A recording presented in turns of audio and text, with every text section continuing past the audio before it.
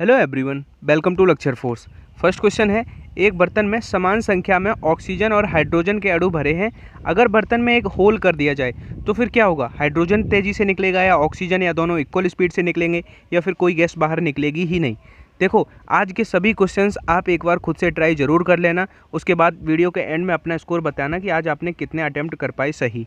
अब इस क्वेश्चन की बात करें तो जिस बच्चे की प्रैक्टिस अच्छी होगी उसको तुरंत क्लिक कर जाएगी एक चीज़ की, गैसेस के लिए VRMS जो होता है, जो वर्गमाद मूल बेग होता है गैसेस का, वो एटॉमिक मास का, उस गैस का जो एटॉमिक मास होगा उसके स्क्वायर रूट के इनडायरेक्टली प्रोपोर्शनल होता है।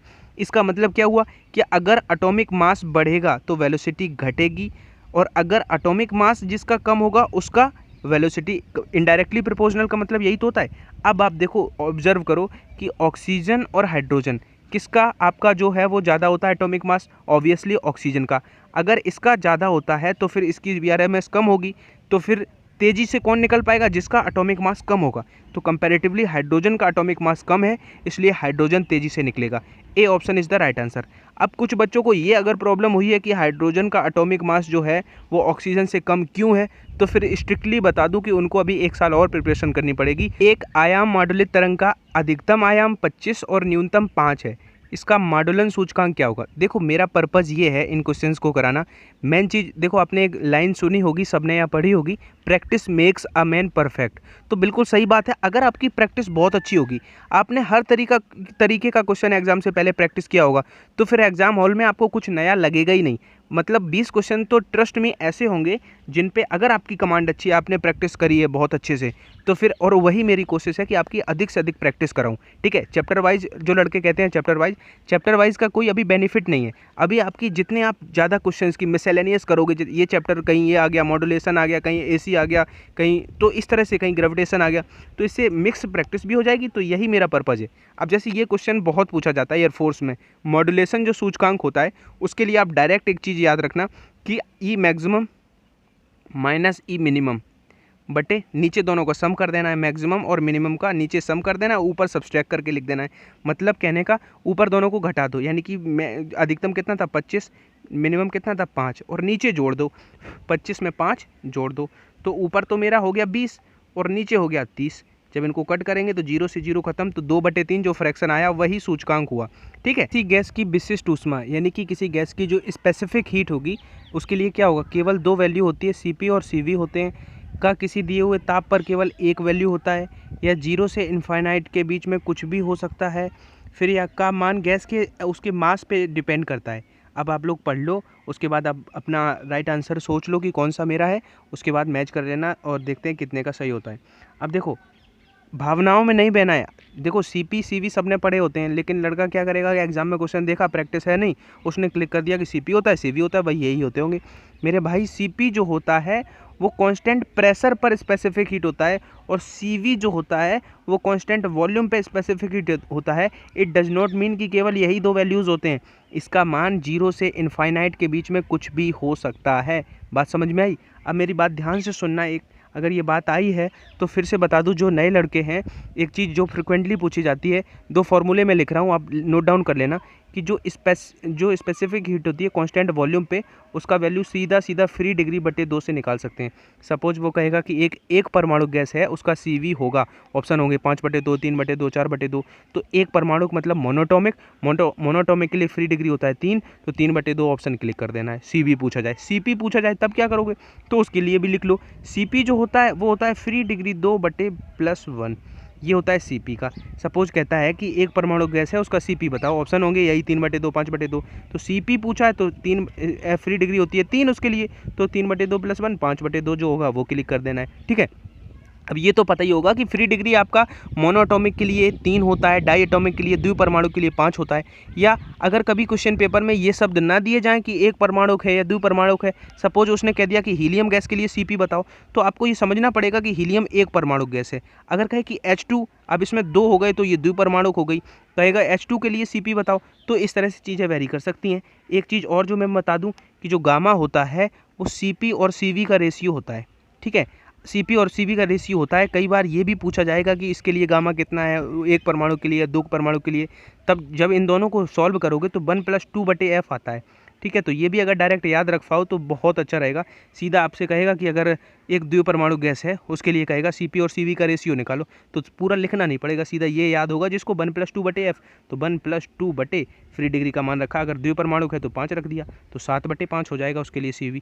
तो ये आंसर्स ऐसे मिलते जुलते होते हैं, तो लड़के को लगता है कि वही 7/5, 3/5, 4/5 और ये क्वेश्चन बनते हैं, इसलिए ये बातें मैं हर बार बता देता हूँ। तो अगर आप याद और Cp का मान हमेशा Cv से बड़ा होगा, ये बात भी पूछी गई है नेवी MR में। Cp का वैल्यू ऑलवेज ग्रेटर होगा, जो आपका Cp - Cv = R मेयर का फॉर्मूला है। तो कोई बड़ी ऐसे याद रखने के लिए मेयर का फॉर्मूला याद रखना, क्योंकि बड़े में से छोटा हमेशा घटता है, मतलब अगर Cp - Cv होता है मतलब ये बड़ा होता होगा, तो Cp is always greater than Cv। ठीक। वैद्युत चुंबकीय तरंगें यानी कि इलेक्ट्रोमैग्नेटिक वेव में और औसत वैद्युत क्षेत्र का ऊर्जा घनत्व, इसके लिए फॉर्मूला, ये तो याद हो हर बच्चे को, ये बहुत इंपॉर्टेंट है। लेकिन आपको ये भी पता हो कि जो एक्स रेज, एक बार क्वेश्चन आया था, एक्स रेज आर, जो एक्स किरणें हैं वो हैं, ऑप्शन था कि गतिमान ऋणावेश या फिर निगेटिवली चार्ज पॉजिटिवली चार्ज, एक ऑप्शन था कि इलेक्ट्रोमैग्नेटिक वेव। तो एक्स रेज इलेक्ट्रोमैग्नेटिक वेव, वो सभी वेव जो मैंने याद कराई थी, Reliance mobile is very useful for XY, radio wave, microwave, infrared, visual, ultraviolet, X rays, gamma rays, ये सभी इलेक्ट्रोमैग्नेटिक वेव होती हैं। और एक चीज़ याद रखना कि जितने भी इलेक्ट्रोमैग्नेटिक वेव होती हैं वो नेचर उनका ट्रांसवर्स होता है, अनुप्रस्थ होता है। ठीक है, मेरी बात ध्यान से सुनना, इनका जो नेचर है वो ट्रांसवर्स होता है सभी EMF का, और इधर इनका इंक्रीजिंग पेनेट्रेटिंग पावर का इंक्रीजिंग ऑर्डर होता है। सपोज आपको दे देगा 4 दे देगा, इंफ्रारेड, वॉयल और आपका विजुअल और अल्ट्रावायलेट और एक्सरेज, कहेगा कि इनको इंक्रीजिंग ऑर्डर में करो भेदन क्षमता के या फ्रिक्वेंसी के। तो इस तरह से आपको ये सारे ही रिजल्ट पता होने चाहिए। और वो अनुप्रस्थ होती है, ये भी जो ध्वनि तरंगें होती हैं वो अनुदैर्ध्य होती हैं, कहेगा ध्वनि तरंगें हैं, ऑप्शन होगा अनुप्रस्थ, अनुदैर्ध्य या दोनों। तो जो ध्वनि तरंगें होती है वो लॉन्गिट्यूडिनल होती हैं, यानी कि अनुदैर्ध्य, ध्वनि में धा आता है और अनुदैर्ध्य में, ये याद करने की ट्रिक भी बताई थी, अनुदैर्ध्य में धा आता है, तो इसलिए आप याद रखना। ठीक है, क्वेश्चन को देख के हंसना नहीं है। ठीक है, किसी गोलीय दर्पण की फोकस दूरी और उसकी वक्रता त्रिज्या में रिलेशन, ये पहली बात तो क्वेश्चन पूछा जाता है। दूसरी बात ये कि कई बार बहुत सा जीनियस बच्चा भी इस क्वेश्चन को जल्दबाजी में, उसे मैथ भी करनी होती है, इंग्लिश भी करनी होती है, तो हड़बड़ाहट में ये होता ही है। प्रैक्टिस सेट आप लगा रहे हो अगर, तो आपको दिखता होगा कि ऐसी छोटी छोटी चीज़ें आते हुए गलत हो जाती हैं। तो ये क्वेश्चन सिर्फ मैंने इसलिए इंक्लूड किया कि आपको एक बात बताऊं कि ऐसे जो इजी क्वेश्चन होते हैं उनमें थोड़ा रुको, एक बार क्वेश्चन पढ़ने के बाद थोड़ा रुकना है और थोड़ा बहुत अच्छे से ऑब्जर्व करके बहुत अच्छे से आपको समझ के लिखना है। नहीं तो इसमें ऐसे ऑप्शन है कि आपका गलत होने के चांसेस सबसे ज़्यादा सरल क्वेश्चन में होते हैं। तो देखो, वो पूछ रहा है कि फोकस दूरी और उसकी वक्रता त्रिज्या में कौन सा रिलेशन सही है। अब देखो, जो आपका गोली दर्पण होता है, ठीक है, तो वो जिस गोले का भाग होता है उसी, जैसे उस गोले का जो भाग होता है पूरा एक गोला होता होगा, उसका जो पार्ट होता है उतना उसकी जो त्रिज्या होती है उस गोले की, वही तो वक्रता त्रिज्या होती है। और अब आपको पता है कि फोकस, अब आपका क्लियर हो गया कि अब वक्रता त्रिज्या ऑलवेज बड़ी होगी। अब अगर वक्रता त्रिज्या बड़ी होगी और उसका आधा करेंगे तभी तो फोकस, अब देखो ऐसे अगर फिगर है तो यहाँ कहीं फोकस अगर बन रहा है तो ये पूरी उसकी वक्रता त्रिज्या है, तो वक्रता त्रिज्या का आधा होता है फोकस दूरी।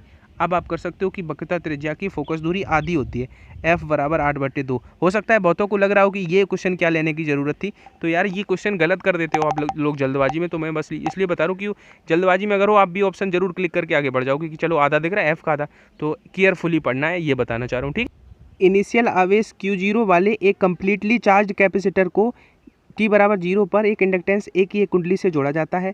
जिस समय पर इलेक्ट्रिक और मैग्नेटिक फील्ड की ऊर्जाएं इक्वल हो जाएं वो टाइम बताना है। ठीक है, इन टर्म्स ऑफ LC। अब देखो, ये आप सबको पता होगा कि ओमेगा बराबर होता है 1/√LC।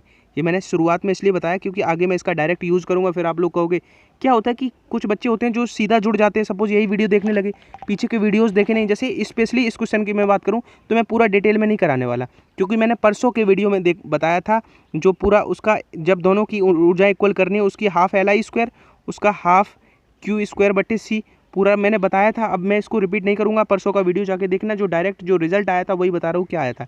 तो जो हमारा चार्ज है वो इनिशियल का √2 आया था। अब देखो कितना ईजी हो गया, जिसको ये बात पता है Q = Q0 sin ω/t। अगर हम Q/Q0 का रेशियो लिखें, ये इधर जाएगा तो फिर हमारा 1/√2 आ जाएगा।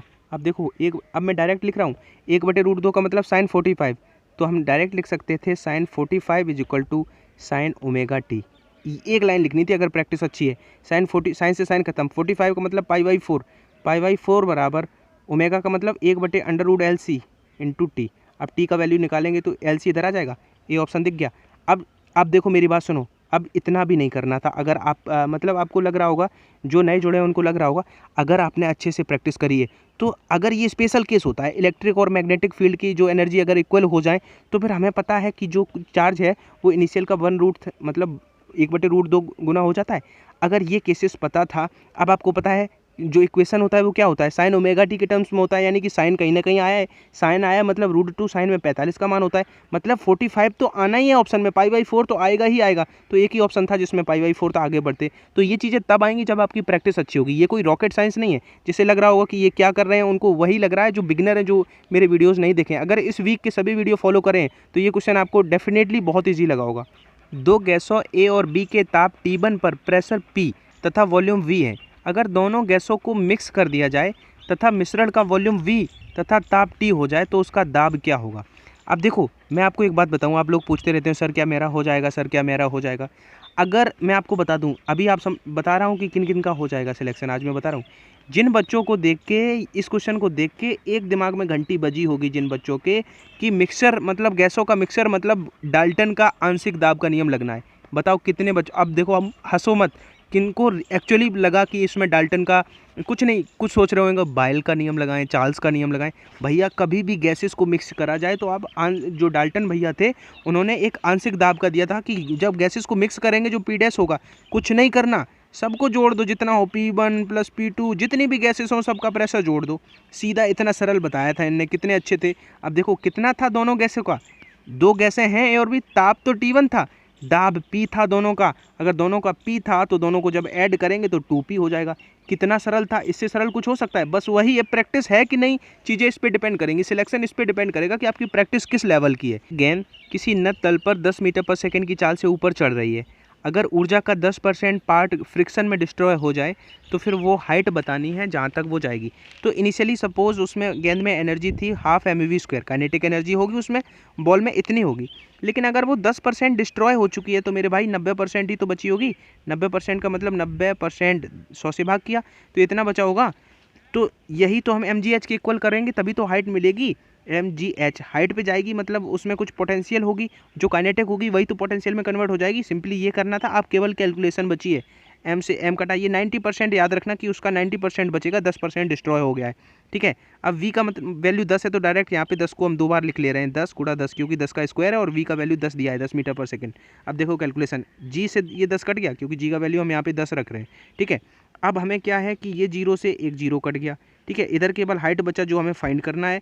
इधर कितना बचा, ये 10 से भगवान की कृपा से ये 10 भी कट गया, केवल 9/2 तो ही दिख रहा है। 9/2 का मतलब 9 का आधा, 9 का आधा मतलब 4.5, तो h की वैल्यू 4.5 आ गई, ठीक है। प्रॉब्लम हुई हो तो 2 बार देखो, मेरी प्रॉब्लम नहीं है। मैं देखो अपनी तरफ से पूरा प्रयास करता हूँ कि आपको एक बार में समझाऊँ, और मैं श्योर हूँ कि अगर इस चीज़ को एक बार में समझ में नहीं आया, वैसे तो 90% को आ गया होगा, लेकिन जिनको नहीं आया है आपके पास अपॉर्चुनिटी है कि वीडियो है, ऑफलाइन क्लासेस नहीं है, एक बार रिपीट करके देखो जब तक समझ में ना आ जाए। 4 बार देखो। अगर आपको सिलेक्शन लेना है तो इतना तो आपको अपने कंफर्ट जोन से बाहर आना पड़ेगा। एक मूवी की तरह नहीं देख पाओगे मेरे लेक्चर्स। तो अगर मैं फ़ास्ट पढ़ाता हूँ इसलिए क्योंकि आप फास्ट की आपकी हैबिट होगी, और अगर यहाँ पे आपकी फ़ास्ट करने की हैबिट हो गई तो ऑटोमेटिकली एग्ज़ाम में आप फास्ट परफॉर्मेंस दे पाओगे। इसलिए हर चीज़ फास्ट फास्ट फास्ट।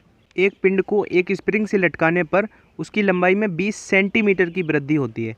अगर द्रव्यमान को नीचे खींचकर उसे छोड़ दें तो फिर ऑसिलेशन का जो टाइम पीरियड है वो क्या होगा।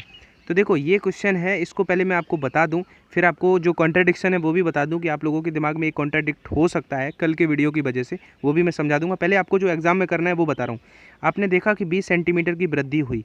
इस क्वेश्चन में आपको क्या करना है, 2π√L/g वृद्धि हुई 20 सेंटीमीटर की, बटे जी का मान हम सेंटीमीटर के टर्म्स में रखेंगे। वैसे 9.8 होता है एक्सीलरेशन, वो होता है मीटर पर सेकंड स्क्वायर, लेकिन सेंटीमीटर में बदलना है तो 9.8 में हमें 100 से गुणा करना पड़ेगा, तभी यानी कि वो 980 हो जाएगा।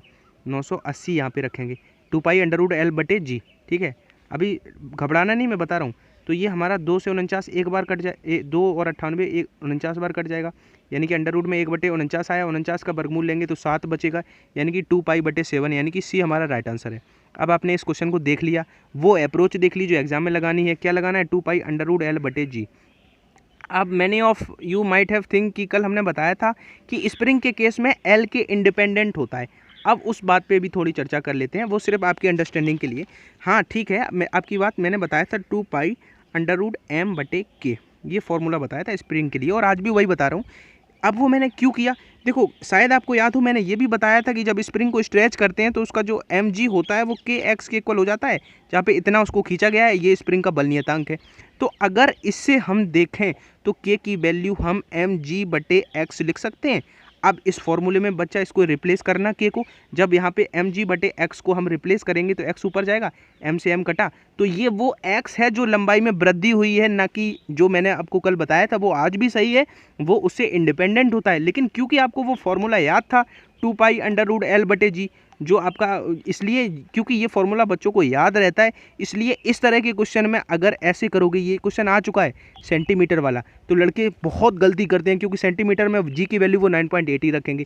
यहाँ पे 9.8 नहीं, सेंटीमीटर में कन्वर्ट करोगे तो 980 आएगा, और जब वो 20 से कटेगा तो वो 49 बचेगा, उसको आप वर्गमूल लेंगे तो 2π/7 आएगा। मे भी बहुतों के लिए ये क्वेश्चन नया हो, तो ठीक है। और अगर अभी भी कोई डाउट है, हो सकता है मैं ना समझा पाया हूँ, अपनी पूरी बात ना डिलीवर कर पाया हूँ, कमेंट सेक्शन है, आप फ्री हो, आप पूछना, मैं डेफिनेटली आपको रिप्लाई करूँगा, ठीक है। बस आपको पढ़ना है, हर तरह का क्वेश्चन करना है, ट्रस्ट में यार, यही वो क्वेश्चन हैं जिनसे आपकी सफलता का रास्ता होके जाएगा। इजी चीज़ों से सिलेक्शन नहीं होता है, मैं फिर बता रहा हूँ, ठीक है। ऐसा नहीं है कि मैं इजी नहीं करा सकता हूँ, मैं इजी चीज़ें करा सकता हूँ। और आप लोग बहुत बहादुर हो जो पूरा वीडियो, मतलब मेरा जो पूरा वीडियो झेल लेते हैं, मैं समझता हूँ आप लोग वॉरियर हो अभी, ठीक है।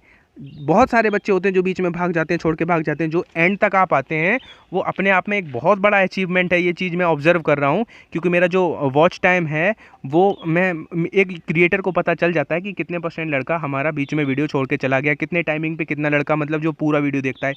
तो कुछ ही वॉरियर हैं जो पूरा वीडियो देख रहे हैं, फिर कहेंगे कि मैं भी लक्ष्य फोर्स से पढ़ता था, तू भी पढ़ता था, तेरा सिलेक्शन हो गया, मेरा क्यों नहीं हुआ? क्योंकि उसके पास पेशेंस था, उसके पास परसेवरेंस था वो। और हाँ, जो लड़के एंड तक आए हैं, प्लीज़ अपनी प्रेजेंटी ज़रूर बताना कमेंट सेक्शन में कि I watch the video till and, इतना ज़रूर लिख देना, मुझे बहुत खुशी मिलती है। बाकी इसी तरह से धुआं करते रहेंगे, कल सुबह फिर मिलेंगे एक नए मॉक टेस्ट